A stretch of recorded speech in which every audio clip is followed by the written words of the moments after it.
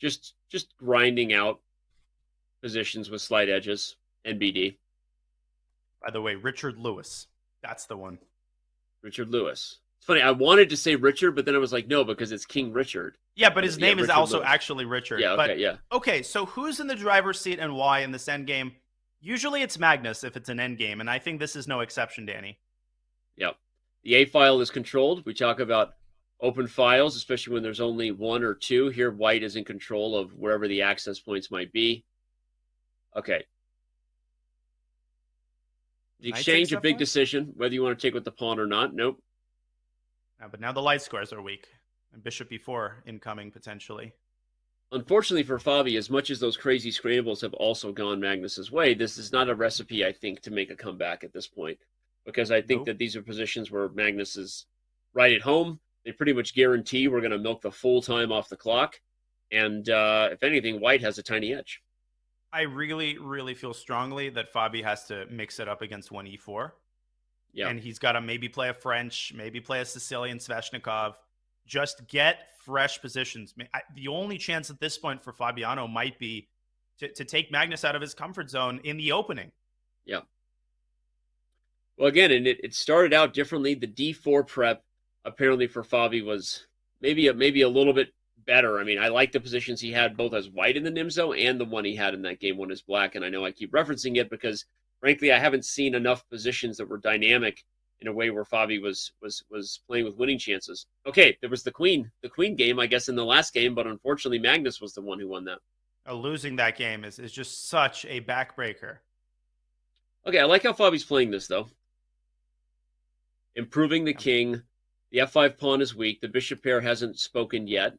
Not doing anything impressive. Not to say...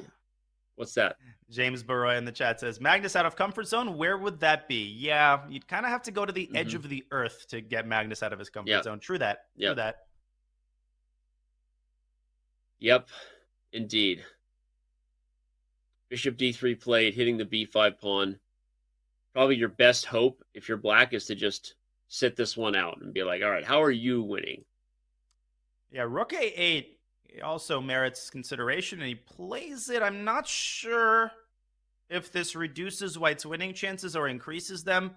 I do think black should be able to hold, because there's really no breakthrough on the king side. This is what I think is going to save Fabi here. Is there any f4 at some point? But okay, but then what? I mean, I think I go king c6, and okay, I hold on, yeah. I love it. Yes. Vol. Okay. Okay. Oh, wait a second. Now I don't like that trade at all. Every pawn on a dark square makes Danya a dull boy. This bishop is a beast, and we'll find if it gets any way in, black will be losing. If this bishop can somehow get it. Oh, and I just thinking of any way in. Bishop look at takes g5. Danny, the idea is HG. Bishop takes g5. Holy smokes, my brain is exploding. FG f6, and the pawn promotes. God.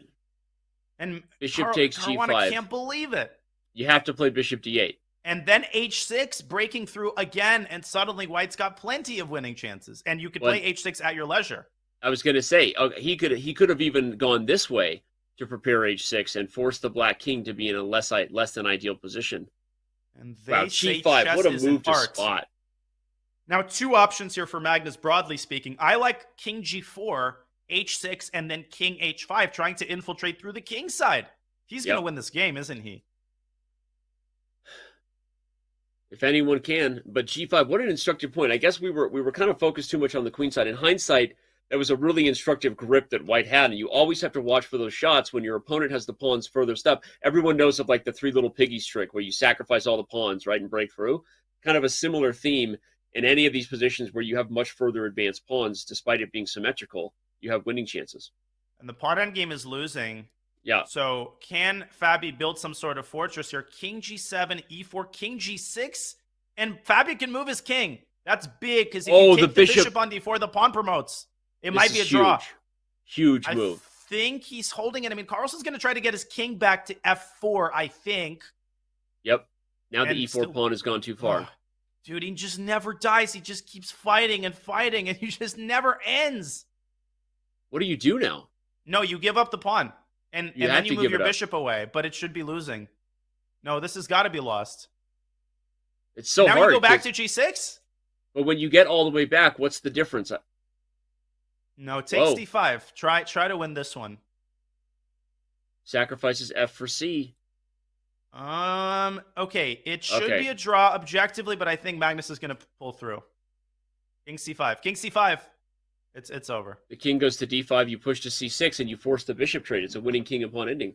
Not even close. Not C5, even C6, bishop close. This might have been the most unbelievable game of the match, Danny. Seriously. This needs to be studied by everybody who wants to learn something about chess after the match. This might be a game we asked Magnus about, too, after the match in the